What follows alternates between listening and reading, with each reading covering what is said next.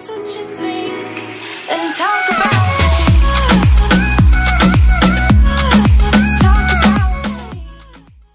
Alright y'all, so I just woke up to all the details of the new hero, Karrie, and we're going to be getting into it. So it's been confirmed that she's actually going to be a marksman, and that's pretty interesting. Yeah, I didn't expect that, but yeah, that she's a marksman. Getting into it, we're going to be talking about the story, her price, and her skills and abilities. So let's start with the price of how much she's going to cost. So she's going to cost 499 diamonds and 24,000 battle points for the first week only. 30% diamonds discount. So yeah, that's pretty standard, except for I think that's actually less battle points. She's going to cost less battle points than she usually would. Like a hero that costs 499 diamonds, aren't they usually like 32,000 battle points? So I think that she has a bit of the price has a bit of a nerf here. And if that's the case, if that's not a typo or an accident that they sent me, then yeah, this is great. This is actually great. Unless I'm tripping right now. Is that the usual price or something? I don't know. But anyway, yeah, that's how much that one's gonna cost. Let's see if we can see her skin. I want to get to her skin first. Like, we have all the other information as well, but let's get to the skin, see how much the skin costs as well. All right, y'all, so the Karrie skin is going to be called Rising Star, and that's going to be 269 diamonds. So, and also it's going to be a part of the pack is going to be 30% off for the diamond price when you buy those two together, I think. So yeah, that's dope. That's not a bad price. This is not a bad priced hero, especially since considering the fact that you can buy her for cheap without diamonds, basically. So yeah, anyway, let's move into the story. Let's move into the story for a bit here, and let me explain what her backstory is. So it says, Alagot is a mysterious high-tech empire where the strange race of Yasan lives. With human looks but deformed feet, they are agile and born to fight. They excel at technology too and built themselves a great civilization with the power to invade other nations. Since young, Karrie was very gifted and went through cruel training to become an excellent but arrogant warrior leader. However, at the same time, she had also become void of all emotions and turned into a cold-hearted machine. One time, she was overconfident in battle and became seriously injured.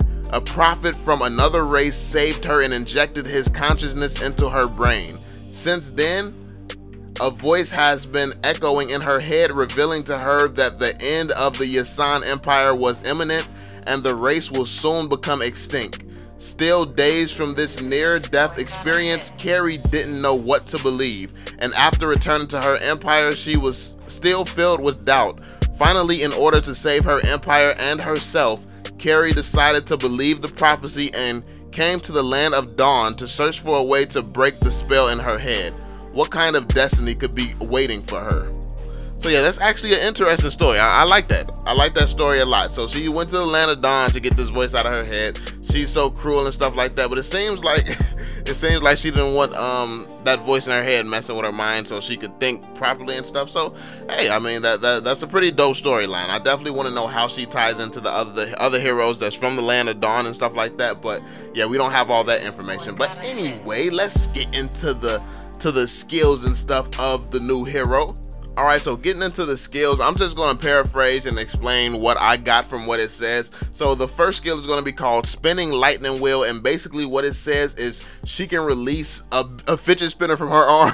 She can release a fidget spinner and it's going to go out and it's going to stay out there. So it's going to go out a certain distance towards the target. It's going to slow that target down and then it's going to stay there. So kind of like what I'm thinking is kind of similar to Kagura's umbrella, how she can push that out there. It seems like that's going to do that, and it's going to have a certain amount of damage within that radius, and it's just going to be slowing down enemies. And if whoever she aims it at is going to slow them down and damage them, and whoever walks within that range while she has that out is going to do the same thing to them. So yeah, that's the first skill. The second skill is going to be called Phantom Step. Basically what this ability is going to do is it's going to she's going to move towards a target and release a light wheel attack at whoever's closest by. And it also says when she's in her ultimate form, when she's using her ultimate state. Oh, this is going to be interesting because I didn't know she had an ultimate state. So yeah, I'm excited for that. So that means she's going to have 2 states to use this ability. But yeah, anyway, so when she's in her ultimate state, she's going to fire 2. So yeah, it's gonna do extra damage then. So that's interesting. Let's get to the ultimate though. Now her ultimate says Speedy Light Wheel.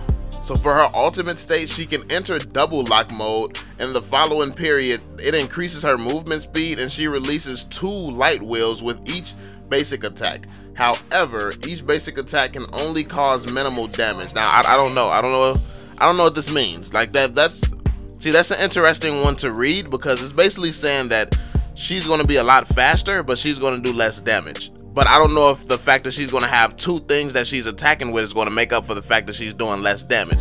Because if that makes her do more damage, then it would make sense, because it's basically just balancing it out. And basically the only thing that this would do, if it just cancels out like that, the only thing that this would actually do as an ultimate is give her more attack speed.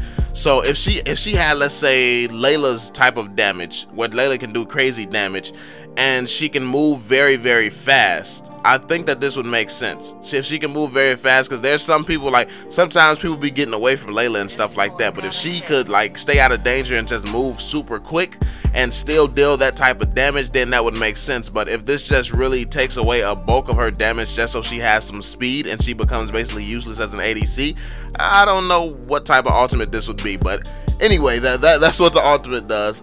Moving on to the passive. I didn't get to the passive. The passive is going to be called Light Wheel Mark. She stacks 1 layer of Light Wheel Mark at each basic attack or skill. When Light Wheel Mark stacks to 5 layers, the Light Wheel Mark on the target will become an actual Light Wheel and pierce target, dealing certain fraction of true damage to target based on health points. Damage to jungle monsters will be relatively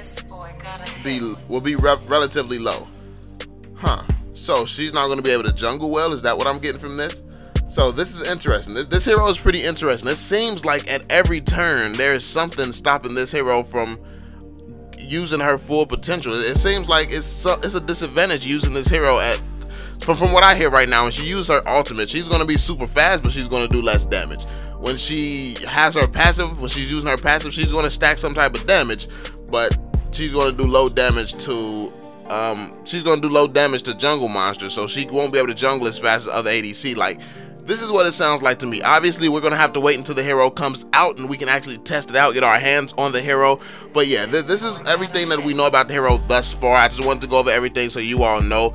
I think that the hero is interesting. I love the way that the hero looks. I'm hoping that some of these things that I'm reading is just like, because it's written weird. They always write this weird because they have to translate stuff to English and all of that. So yeah, it's written a little bit weird. So I don't know. That could be the reason why I'm not understanding and fully comprehending what's going on here. But once we get some visuals and stuff and some solid gameplay, I'm definitely going to tell you all what I think about it. How I think that she feels, if she actually is going to be weak compared to other ADC. I don't know why they would do that. So maybe I'll give them the benefit of the doubt for that reason. I don't know why they would just give her a weakness at every turn. So yeah, that's what it says, but we'll see how it works out. So yeah, I hope you all enjoyed the video. If you did, make sure you drop that thumbs up on it, subscribe to the channel, and I'm gonna catch you all on the next one. Peace out. If that's what you think, then talk about